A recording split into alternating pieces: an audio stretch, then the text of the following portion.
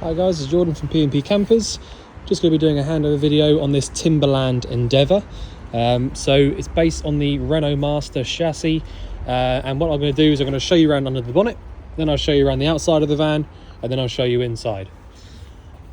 So over on the left hand side on these Renaults, you do have, just down there in the corner, you've got what's called a priming bulb. So if you ever find that you can't start the van up, just give that a little squeeze a few times, and that should just get rid of any air that might be in the fuel filter. I just like to point that out on these cabs because it's nice and easy to get to. You've then got your brake fluid and brake fluid reservoir behind there. Not brake fluid, this is your brake fluid reservoir, this is your servo. So you've then got your power steering fluid just here, washer fluid, engine oil goes in this one, and your engine oil dipstick is this one here at the front.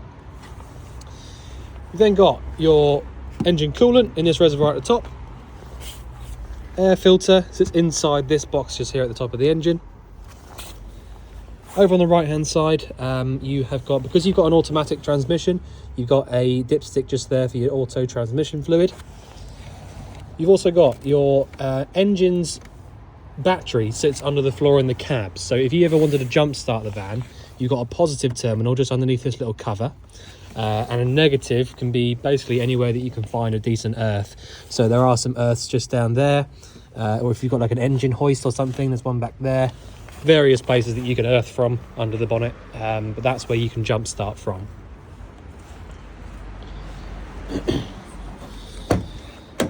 So the front near side, you've got your bonnet release handle just inside down here. Both front seats are swiveling seats, and they work by pulling on these little orange handles here. The seats are really adjustable, so you can adjust the back of the seat with that one there, and then you can adjust the height and all that sort of stuff with those two. Other important thing to show you inside this passenger door is that you've got an electric awning. So this is a really unusual thing to have on a motorhome, but you've got a Fiamma electric awning fitted from new. So if you wanted to use the awning, you've got to use this switch just here with retract or extend.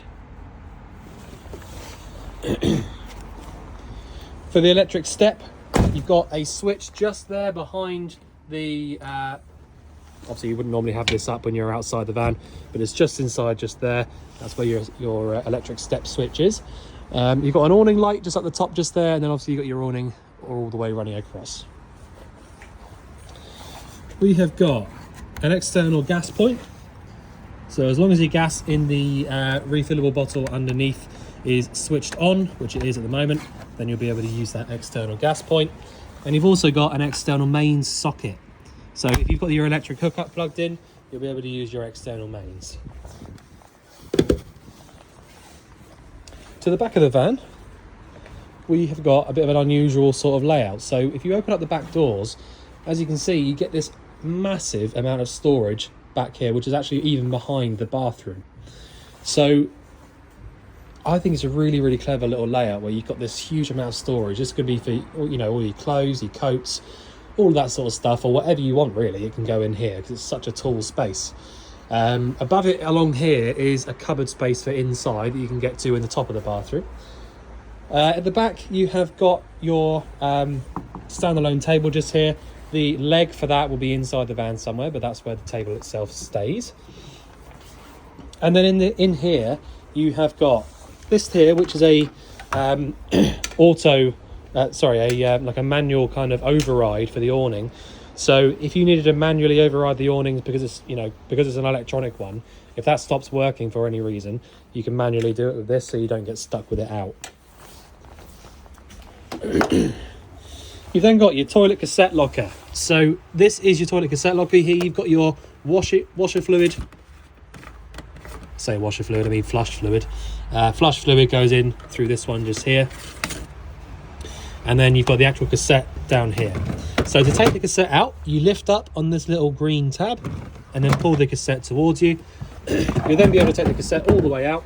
This is a double-sized cassette because you've got a bench seat style toilet. But basically all you need to know really is that you empty it out from this just here. You twist this out towards you, and then you can empty it out from there. Hold this little green button down when you're actually emptying it out. And if you can, get yourself a can of silicone spray, silicone lubricant, and keep this little rubber seal lubricated as often as you can.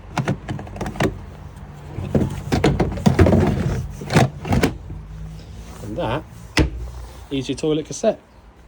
Very, very easy.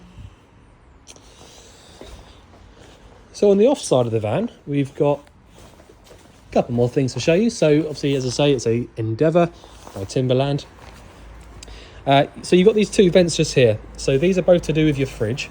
So if you've got the fridge lit up on gas, you should feel hot air or warm air coming out through this vent just here, which I can.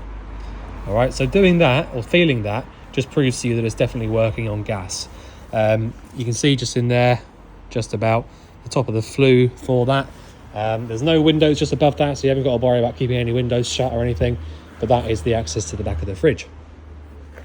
Just below that, we've got your wastewater drain off point. That's that little grey tab just down there. So if you want to drain out your wastewater, you would go to that.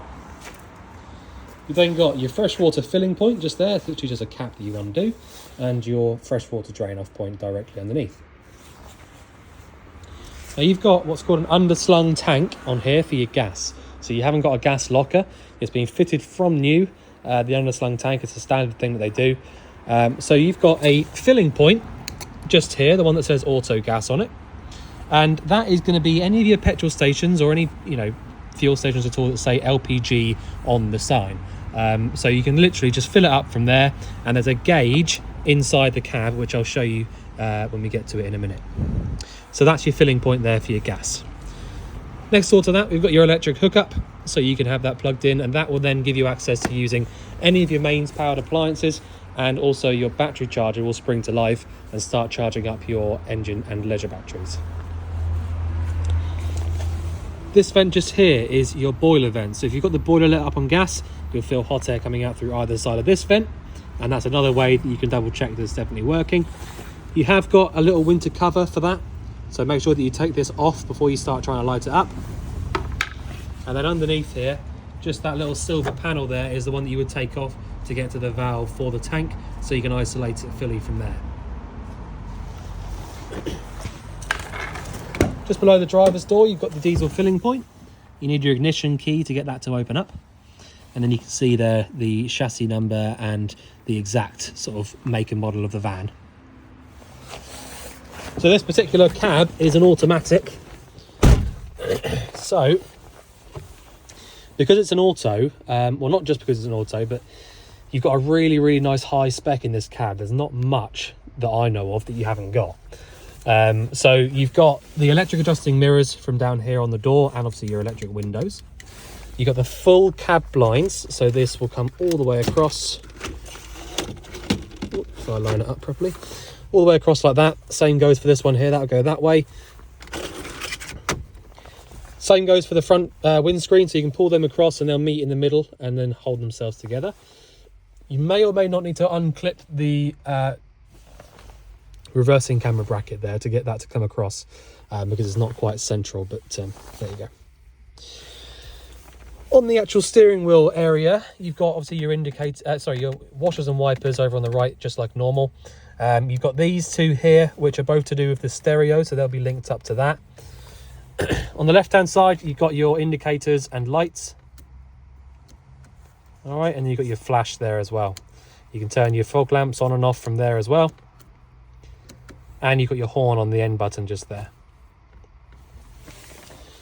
You've also then got, just here, you've got your cruise control just here, so you can do that and adjust from there. This one here, I think that's to do with changing the speed of the cruise control. I might be wrong, but I think that's what it is. Next one over, you've got, because you've got an automatic gearbox, you have got the option of clicking. If you put the ignition on and press either of these buttons, you'll see that you'll either get an ICE symbol or a KG symbol come up on the dash. So basically it's going to be selecting the gearbox in like a snow mode, or if you're carrying a lot of weight. This button just here, the heated rear mirror switch, will not do anything at all because the original rear window is well and truly gone. So the automatic gearbox, I will explain how this works, and you might think to yourself that it's a little bit kind of silly for me to explain this, but some people do get a little bit confused with it, because it is an unusual one to use. So basically, It is really simple, but to get your head around it to start with is a little bit strange. So to get yourself into neutral, you push once to the right, and then you'll see on the screen, you'll have an N come up straight away. Okay, so as long as N's up on the screen there in the middle, it means you're in neutral and you can let go of your foot brake. You know, you're in neutral. If you are stopping permanently, you have to make sure that you use the handbrake as well, because handbrake's down here in this one, because you haven't got a park function on the gear stick. So there's nothing inside the actual gearbox that's going to stop you from rolling away.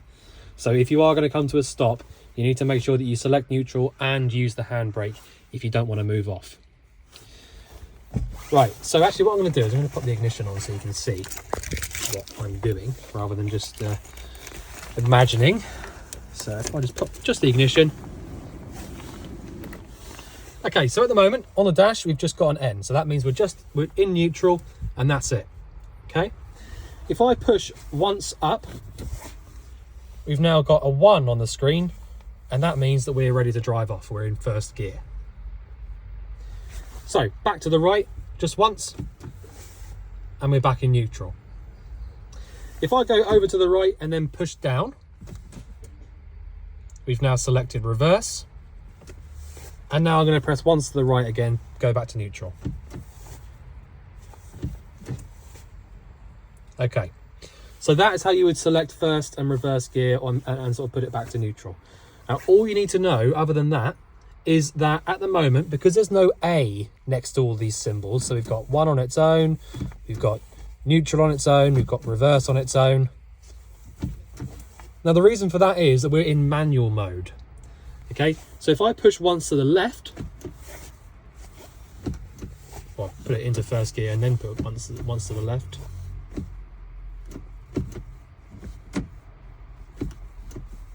Oh, maybe the engine needs to be started. Let's just try that quickly. Okay, so now that the engine's started, you've now got a little A next to the N symbol, okay? So if I press to the left, I'll put us in manual mode now, and that little A has gone away. So that means that I can literally select the gears manually like that, going through the gearbox like so. Okay, so that's what you would do if you wanted to select the gears manually. In any normal circumstance, you're going to be once to the left and make sure that you've got that little A symbol there, so that then all you need to do is select first gear and drive off, and it will change through the gears for you. If you don't have that A next to your 1, when you come to drive off and it's like that, you'll rev the life out of first gear and it will never change gear until you push up manually. Okay, so you need to make sure that you have the little A next to the number before it will change it automatically. Other than that, your main one is once to the right to make sure that you've got N there, and even though you've got an A next to the N, that still means that you're in neutral and you can let your foot off the brake, which I have done. Okay, so as long as you've got an N there in the middle, that means you're in neutral. Okay, so hopefully that makes sense. Rest of the cab, you've got obviously a nice new Sony head unit. You have got air conditioning there from that switch in the middle there as well, and the rest of it is all just your heater controls really. Hazard warning lights from that little button down there just below it. And that's about it really.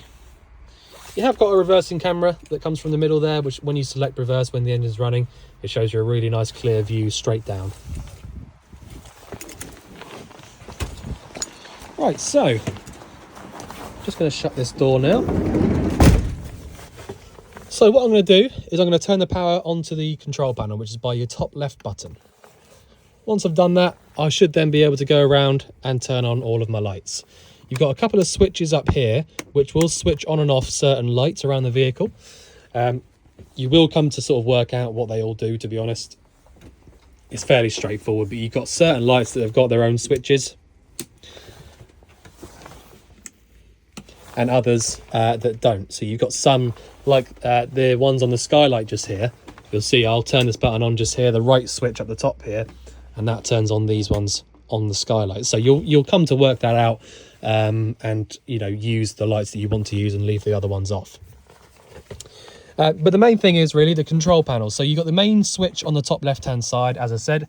That's the one that I've got on there. You've then got auxiliary, which is one that I recommend just turning on with your power. So that's going to be for any extra 12-volt sockets or anything that's been added aftermarket, usually will be running from that aux button. The other two switches, this one's probably self-explanatory. That's your water pump. Okay, I haven't actually got any water in the van at the moment because we've winterized it. So that's your water pump switch just there. And then this one at the top, it's a bit of an unusual one. It's a battery selector button. So basically, anytime that there's no light next to this button up here, it means that your leisure battery, or the correct battery, is the one being used in the back end of the van. If you turn this on, if you have that light on here, it means that now any power in the back end of the vehicle, so all of these lights and stuff like that, are now being powered from the engine's battery. So for the majority of the time, you're going to want to leave that off. Now, the only reason that they put that on there isn't so that you can use the engine battery for power. It's so that you can, if you have the hookup cable plugged in, whatever battery you've got selected on here, so no light means leisure, light on means vehicle, whatever battery you've got selected there is going to be charged by the electric hookups charger. So if, for example, you're at a campsite or you're at home and your engine battery's gone flat, if you've got access to a hookup cable being plugged into the van, you can switch that button on and then start charging the vehicle battery instead of the leisure. So that's why they would have that switch up there. That's the only real reason that you would want to use it. If I scroll through on here by pressing the up button, we've got a few things. The first ones are a bit useless really, but that's all your clock settings. You can set alarms on there and stuff like that. Water tank fill, you don't have to worry about that at all. Pump select, again, you don't have to worry about that. You just leave that on internal. Battery current, so that's how many amps are being drawn. External temperature, wastewater level, freshwater level, vehicle battery voltage, leisure battery voltage, and then back to the beginning. So this one here is telling us our internal temperature on the screen, and then the one that we get through to the outside is the external temperature. So that's the control panel. Really, really straightforward and easy to use. Absolutely nothing to it. So what I'll do now is I'll start sort of showing you around the rest of the van. So you've got, on this particular vehicle, came with a diesel heating system. So essentially, to heat the van up, you have to have a little bit of fuel in your tank because it draws it straight from there. All right, so if you want to turn your heating on, it's as easy as this. You've got this little dial at the top. I'll just zoom in a little bit. You've got this little unit at the top here. So if I press up on here, press the top button, we get a little red light coming up. So literally straight away, I can hear that there's a little fan inside the Webasto heater, the eBispatcher heater, and it's just literally going to start heating up. So what it does is, you'll notice when you're outside the van, you'll hear a bit of a whirring noise and perhaps a little ticking. Okay, and what all that is the fan running is the whirring noise, and the ticking is just a little tiny bit of fuel being chucked into the actual heater itself as it's running. Okay, so that's perfectly normal to hear that sort of quiet ticking noise. Now, to actually get the heating to come on, that's all you have to do. You just press that button on there till you get a little red light, and then turn this gauge up to however fast or however powerful you want it to be on. Okay, so that's how you would use the heater. Super easy. Press the middle button there, and that'll turn the heater off. If I press the bottom button here, we'll get a little blue light come on. And what that is it's literally just a fan. Okay, so blue for cool air, red for hot air. So you can hear straight away, this little vent just here is now pumping cold air straight into the van. So that's for when you wanted to, in the summertime, if you want to get some cool air pumping around the van, you can press the bottom button there. Back to the middle, turns the unit off. And it's really as easy as that. So that's your heating system. I will say that the diesel heaters in any motorhome draw a hell of a lot of power, especially when they first start up. Once they're warm, it's not so bad, but they do take a lot of power to get going. So if you have got access to a hookup cable to use when you're using your heating and all that sort of stuff, That's ideal. Okay, that's the sort of ideal situation. If you don't have access to a hookup cable, it's absolutely fine. I had the heating on in here for about 20 minutes before we started the video, and the battery's still at a good voltage, so that's absolutely fine. Okay, but it's just that, you know, you just keep your eye on the battery's voltage up on the control panel when you're using that for sort of extended periods of time, if you don't have a hookup plugged in. If you've got a hookup cable plugged in, you don't have to worry about that at all. You can just literally use whatever you want. It'll keep the battery topped up. Right, underneath that, we've got a little row of 3 things, okay? So we've got this one on the right-hand side, which is your electronic skylight.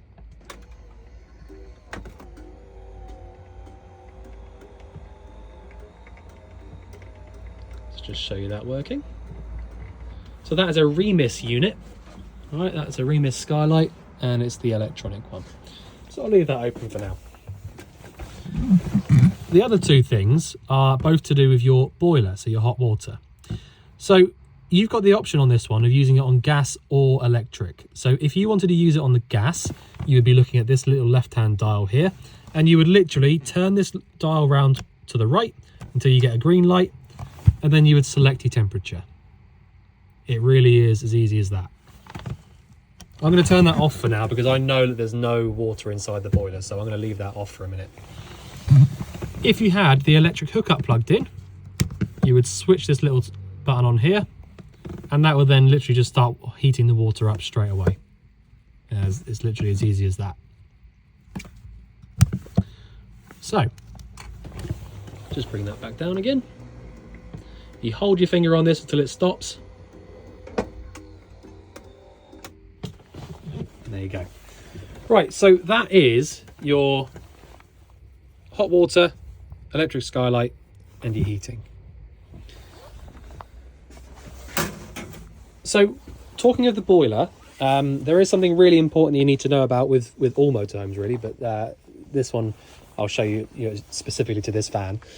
Now, to use the boiler, so this is a good example really. So because it's coming up to winter, we've winterized the van.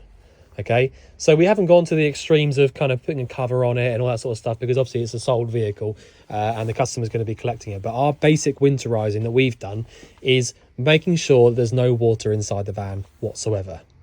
Okay, so when I say whatsoever, I mean we've emptied out the fresh and waste water drains. They're both open on the outside, so both fresh and wastewater tanks are empty. But we've then got the boiler to think about as well. So the boiler's got 10 litre capacity.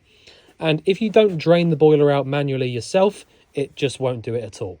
So you need to make sure that you do that before winter. Now, I will just say it's going to be a little bit awkward for me to pull this out. There you go. So if we pull this bed out, I would imagine that... There you go. Right, so we've now got... Sorry for the erratic moving around. So... just by doing this, putting this bed towards us and then lifting up on this little back piece gives us really clear access to all of our sort of physical appliances. So on the left hand side here, this big grey unit, this is actually the boiler itself. This is what heats your water up. So you haven't got to do anything with that. That's literally just sat there doing its thing, and all you need to worry about that is the controller for it up there. But over on the right hand side, I'll just zoom in a little bit.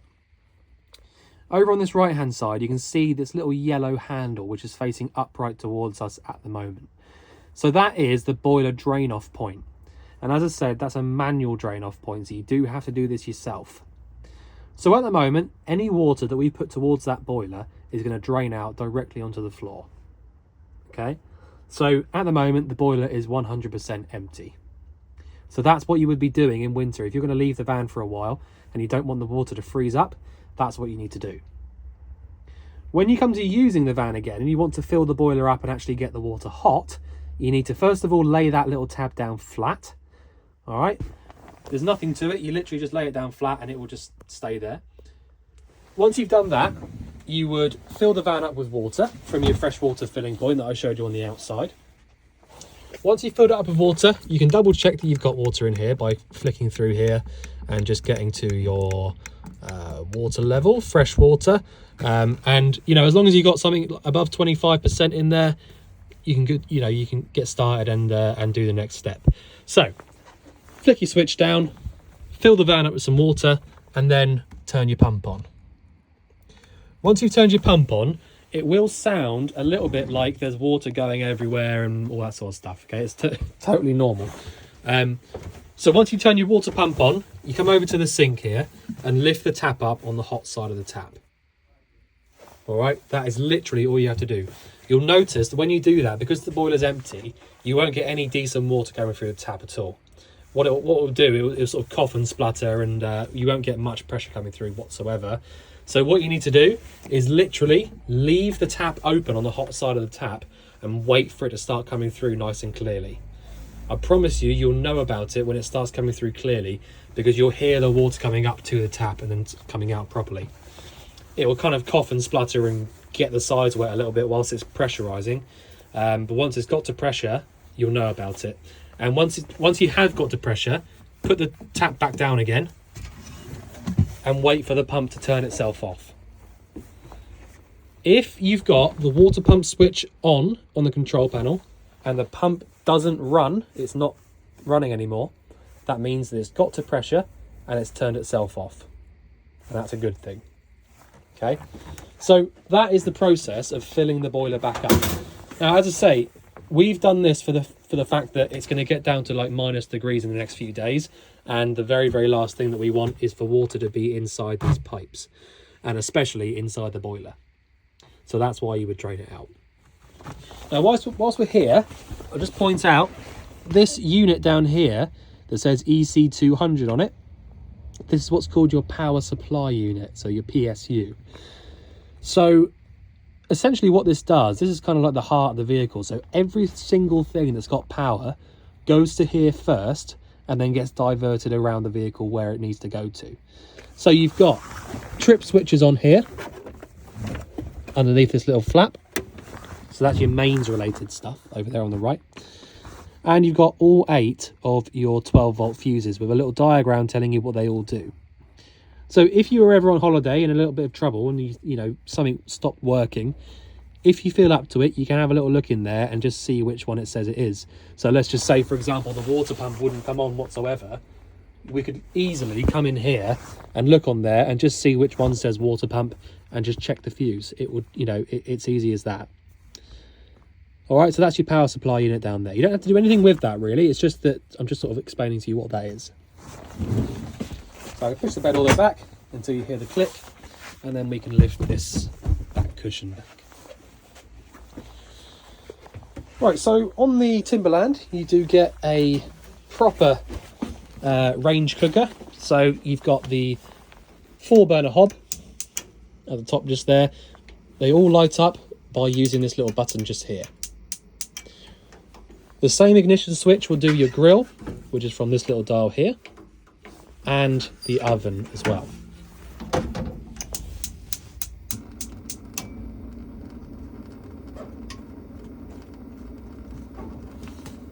Okay.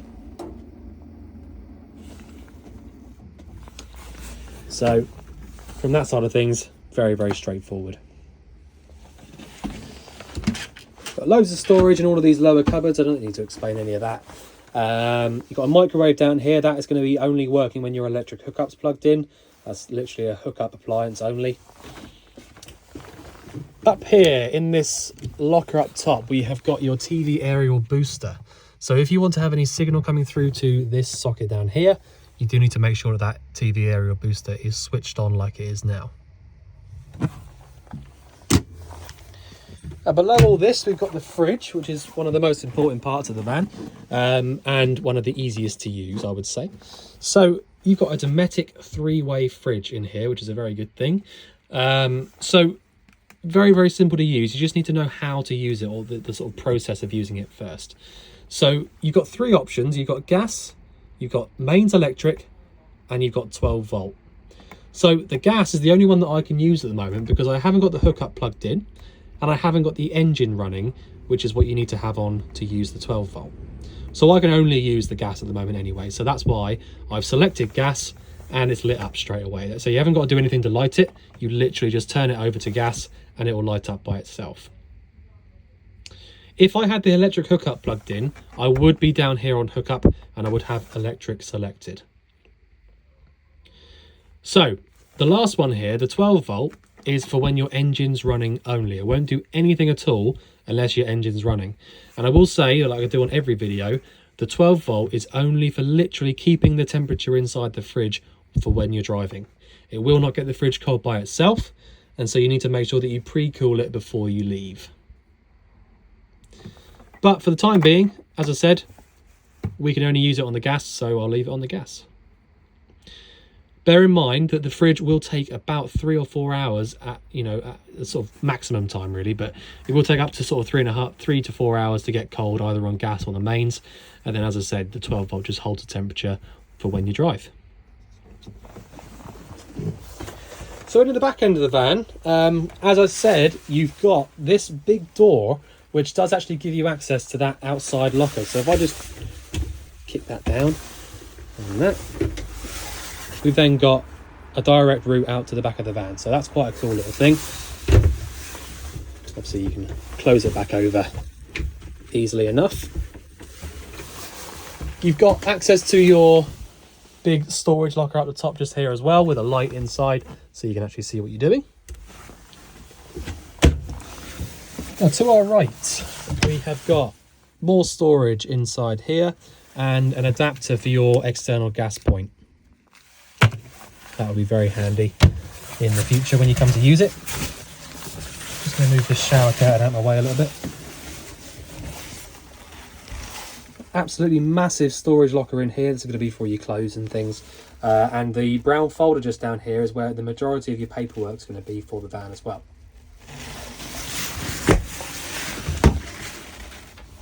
Tripod and table legs inside here as well, so that's just where they are.